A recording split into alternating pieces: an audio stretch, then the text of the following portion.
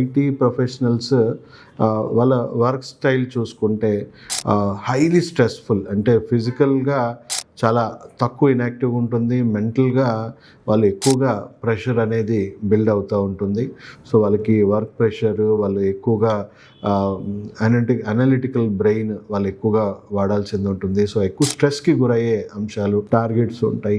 తర్వాత ఇప్పుడున్న పరిస్థితిలో చాలా మటుకు ఏఐ రావడము, దానివల్ల 100 మంది చేయాల్సిన పని 10 మందికి కుదించుకోవడము. సో చాలా మందికి ఉద్యోగాలు కూడా రిస్క్ ఫ్యాక్టర్స్ అనేవి చాలా పెరిగిపోతుంది. సో ఆ ఉద్యోగాలు కూడా ఒక అన్సర్టనిటీ క్రియేట్ అయ్యి దానివల్ల వాళ్ళకి మెంటల్ ప్రెషర్ అనేది ఎక్కువైపోతుంది. అండ్ వర్క్ ప్రెషర్ ఉంది, మెంటల్గా ఇది ఉంది.